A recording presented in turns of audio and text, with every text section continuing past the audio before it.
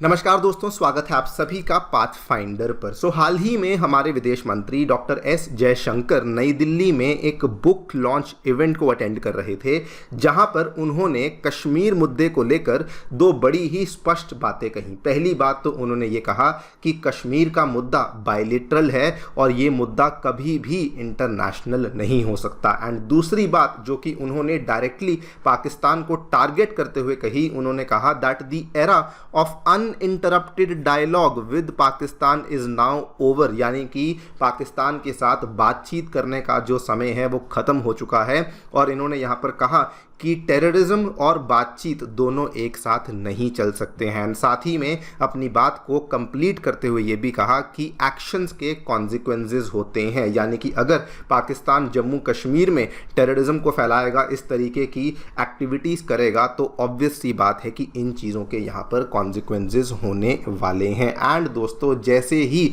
Doctor Jaishankar के द्वारा ये वाले दोनों स्टेटमेंट्स कश्मीर मुद्दे को लेकर यहाँ पर दिए गए, इमीडिएटली पाकिस्तान का जो फॉरेन ऑफिस है वो सडनली एक्टिव हो जाता है।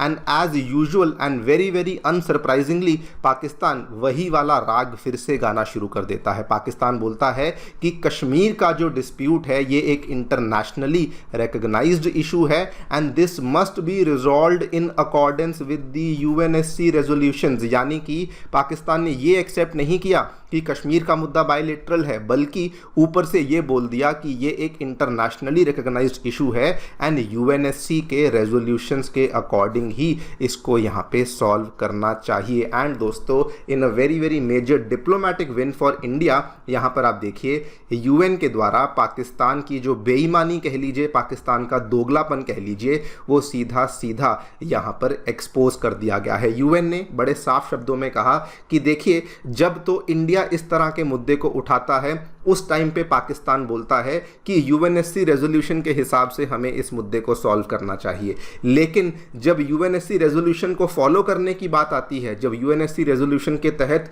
जो शर्तें करी गई थी मंजूर, उनको फॉलो करने की बात आती है, उस टाइम पे पाकिस्तान अपने कन्वीनियंस के हिसाब से यूएनएससी को इग्नोर करना ही शुरू कर देता है। एंड साथ में ये सारी बातें कहते हुए यूएन ने ये भी अपना स्टैंड क्लियर कर दिया है कि जी हाँ, कश्मीर का मुद्दा बायलैटरल है, ये इंटरनेशनल मुद्दा नहीं है। एंड अगर पाकिस्तान इसको इंटरनेशनलाइज करने की कोशिश भी करेगा तो यूएनएससी या फिर यूएन कभी भी पाकिस्तान की हेल्प नहीं करने वाला है। एंड साथ में बल्कि ये भी उन्होंने कहा कि दोनों देशों के बीच में 1972 में शिमला अग्रीमेंट को साइन किया गया था एंड हम यही सुझाव देते हैं कि शिमला अग्रीमेंट के अकॉर्डिंग ही दोनों कंट्रीज को इस मुद्दे को यहाँ पर सॉल्व करना चाहिए। बात करेंगे दोस्तों इस पूरी कहानी के बारे में, क्या कहा गया डॉक्टर जयशंकर के द्वारा, क्या जवाब दिया गया पाकिस्तान के फॉरेन ऑफिस के द्वारा, एंड यूएन का जो स्टैंड है वो भी क्लियरली मैं आपके साथ शेयर करूंगा। पर्टिकुलरली जो यूएनएससी रेजोल्यूशन की बात हो रही है उसके बारे में जानकारी भी हम लोग हासिल करने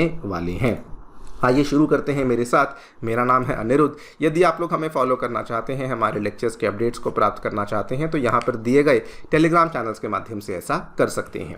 दोस्तों, आगे बढ़ने से पहले बताना चाहूँगा कि हमारे ऑफलाइन सेंटर्स नई दिल्ली के करोल बाग, नई दिल्ली के मुखर्जी नगर एवं उत्तर प्रदेश के प्रयागराज में आ चुके हैं। अगर आप यूपीएससी एग्जाम 2025 या 2026 की तैयारी कर रहे हैं तो आपके लिए डेडिकेटेड जीएस बैचेज हम इन सभी ऑफलाइन सेंटर्स पे यहाँ पे दी गई डेट्स को हम लोग लॉन्च करने वाले हैं। And along with GS courses हम लोग आपके लिए CSAT, essay writing classes, current affairs coverage, test series जैसी सारी सेवाएं भी अवेलेबल करवा रहे हैं। फिर भी अगर आपको कोई डाउट है, मेंटरशिप की आवश्यकता है, काउंसलिंग की आवश्यकता है, तो आप लोग या तो नीचे दिए गए फ़ोन नंबर्स पर फ़ोन कर सकते हैं या फिर आप लोग हमारे सेंटर्स को विजिट भी कर सकते हैं। फ्री स्टडी मटेरियल प्राप्त करने के लिए, करंट अफेयर्स मैगजीन प्राप्त करने के लिए आप लोग हमारी अनअकैडमी ऐप को डाउनलोड कर सकते हैं, जिसका लिंक अगेन डिस्क्रिप्शन बॉक्स में आपको नीचे दिया गया है। ऑल राइट, सो सबसे पहले समझ लेते हैं कि डॉक्टर जयशंकर जी के द्वारा कश्मीर मुद्दे को लेकर क्या स्टेटमेंट दिया गया था। सबसे पहले तो इन्होंने कहा कि पाकिस्तान के साथ जब एक तरफ टेररिज्म की हमें एक्टिविटीज़ देखने को मिल रही हों तो टेररिज्म एंड जो बातचीत है वो एक साथ नहीं चल सकते हैं। और यहीं पर इन्होंने कहा that the era of uninterrupted dialogue with Pakistan is now over and actions will obviously have consequences. And साथ में आर्टिकल 370 को लेकर भी बड़ी सिंपल सी बात कही कि I think article 370 is now done, यानी कि आर्टिकल 370 वापस नहीं आने वाला। इन्होंने स्पष्ट तरीके से कहा that article 370 will never be implemented in Kashmir again. And obviously last में ये भी बात कही कि जो जम्मू कश्मीर की कंप्लीट टेरिटरी है वो पहले भी, आज भी और आगे जाकर के भी भारत की ही एक इंटेग्रल सोवरेन टेरिटरी मानी जाएगी। एंड यहीं पर दोस्तों इसी चीज़ को रिएक्शन देते हुए पाकिस्तान की फॉरेन ऑफिस और उनकी फॉरेन ऑफिस की जो प्रवक्ता हैं मुमताज़ बलूच, उनके द्वारा यहाँ पे स्टेटमेंट में दिया गया। उन्होंने कहा जम्मू कश्मीर का डिस्प्यूट एक इंटरनेशनली रिकॉग्नाइज्ड डिस्प्यूट है जिसको कि यूएनएससी रेजोल्यूशंस के हिसाब से सॉल्व करना चाहिए। एंड साथ में इन्होंने कहा it should be solved according to the wishes of the Kashmiri people. Again आप ध्यान से देखिए, इन्होंने इस चीज़ को एक्नॉलेज नहीं किया कि ये मुद्दा बायलेटरल है, बल्कि ये कहा कि ये इंटरनेशनली रिकॉग्नाइज्ड डिस्प्यूट है। मतलब नए नए तरीके लेकर आता है पाकिस्तान ये चीज़ को प्रूव करने के लिए कि किसी भी तरीके से हम इस डिस्प्यूट को इंटरनेशनल प्लेटफॉर्म पे ले जाएं, अंतर्राष्ट्रीय मंच पे ले जाएं, सो दैट हम लोग वहाँ पर थोड़ी बहुत इसकी जो ट्रैक्शन है वो हासिल कर सकें। बिकॉज ये सभी जानते हैं कि पाकिस्तान जब डायरेक्ट बातचीत पे बात आती है तो हमेशा ही यहाँ पर वीक पड़ जाता है। बल्कि उन्होंने साथ में ये भी कहा कि जो आर्टिकल 370 भारत के द्वारा हटाया गया था वो भारत के द्वारा लिया गया एक तरफा एक्शन था। एंड यहीं पर उन्होंने कहा कि ये वाला जो एक्शन है ये क्लियरली इग्नोर करता है कश्मीर की ग्राउंड रियलिटीज़ को। इंडिया का यूनिलेटरल एक्शन कश्मीर में ये कभी भी कश्मीर की रियलिटी को बदल नहीं सकता है। ना पाकिस्तान एज यूजुअल इस मुद्दे को यूएन लेके पहुंच गया, लेकिन दोस्तों यूएन का जो स्टैंड है वो बहुत ही ज़्यादा क्लियर है और ये कोई नया स्टैंड नहीं है। यूएन का स्टैंड शुरू से ही ऐसा है, बस पाकिस्तान ये मान लीजिए कि बहुत ही ज़्यादा ढीठ हो चुका है क्योंकि वो बार बार इस मुद्दे को इंटरनेशनलाइज करने की कोशिश करता है। खैर यूएन का यहाँ पे स्टैंड आप ध्यान से देखिए, यूएन के द्वारा कहा गया है कि हमारी position on Kashmir remains unchanged. Final settlement concerning Jammu Kashmir जो है वो होगा with respect to the charter of the United Nations and full respect for the human rights. Now जो यूएनएससी का रेजोल्यूशन है वो भी आपको दिखा देता हूँ।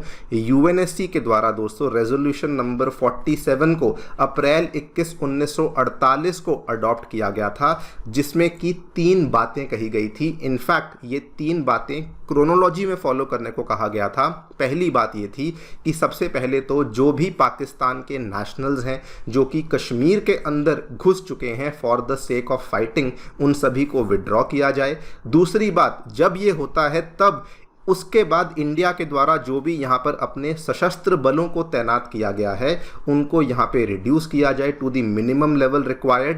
एंड उसके बाद जब ये दोनों चीज़ें हो जाती हैं देन इंडिया एक प्लेबिसाइट के लिए एडमिनिस्ट्रेटर को नियुक्त करेगा जिसके माध्यम से कश्मीर के एरिया में फ्री और इम्पार्शियल प्लेबिसाइट हमें देखने को मिल सकता है। जो प्लेबिसाइट एक बहुत ही सिंपल भाषा में आपको बताऊं तो इट इज़ एक तरीके से रेफरेंडम की तरह होता है। It is like a vote by the people जिसके माध्यम से ये डिसाइड होगा, जो किसी भी चीज़ को लेकर यहाँ पे फैसला ले सकते हैं कि क्या हमें भारत में रहना है, क्या हमें पाकिस्तान में रहना है, वगैरह वगैरह इस तरह की चीज़ें यहाँ पर हो सकती हैं। एंड यूएन ने यही कहा कि इसी रेजोल्यूशन के अकॉर्डिंग कश्मीर के मुद्दे का समाधान निकाला जाना चाहिए। एंड साथ में पाकिस्तान को एक्सपोज करते हुए ये भी कहा कि जब तो बात आती है भारत इसको बोलता है सॉल्व करने की, पाकिस्तान बोल देता है कि यूएनएससी के रेजोल्यूशन को हम लोग फॉलो करेंगे, लेकिन जब यूएनएससी रेजोल्यूशन के तहत दिए गए प्रोसेस को फॉलो करने की बात आती है उस टाइम पे यूएनएससी की डिमांड्स को पाकिस्तान अपने हिसाब से इग्नोर कर देता है। और रेजोल्यूशन में तो ये भी कहा गया है कि पाकिस्तान कश्मीर के अंदर आतंकवादियों की हेल्प नहीं करेगा, लेकिन ये सब जानते हुए भी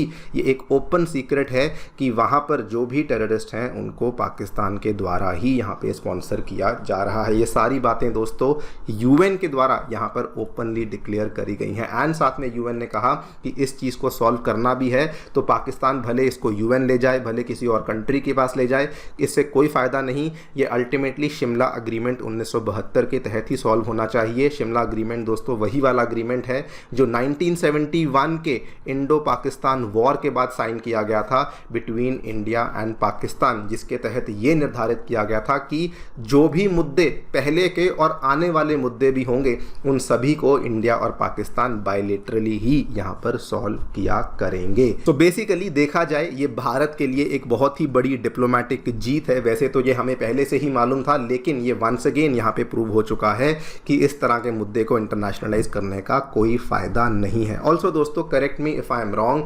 पाकिस्तान ऑलमोस्ट सेम गलतियां कर रहा है इंडस वाटर ट्रीटी को लेकर भी, जो कि एक बायलैटरल ट्रीटी है, उसको लेकर भी पिछले साल की बात है पाकिस्तान ने इस मुद्दे को इंटरनेशनलाइज करने की कोशिश करी, जानबूझकर वर्ल्ड बैंक को अंदर घुसाने की कोशिश करी, लेकिन इंडिया ने साफ साफ चेतावनी दे दी थी कि ये देखिए एक बायलैटरल मुद्दा है, वर्ल्ड बैंक के पास इसमें कोई पावर नहीं है, इस मुद्दे को इंटरनेशनलाइज ना किया जाए। एंड फिर भी पाकिस्तान अपनी गलतियों को सुधारता नहीं है और इंडस वाटर ट्रीटी के तहत हमने देखा ही है कि इंडिया अगर अग्रेसिव हो जाता है तो पाकिस्तान को उसका कितना ज़्यादा हर्जाना यहाँ पर भुगतना पड़ता है। Almost same cheese I think very soon Pakistan को कश्मीर को लेकर भी भुगतनी पड़ सकती है। बाकी आप लोग जो भी सोचते हैं डेफिनेटली बताएं हमें कमेंट सेक्शन में। Thank you so much for listening, stay tuned and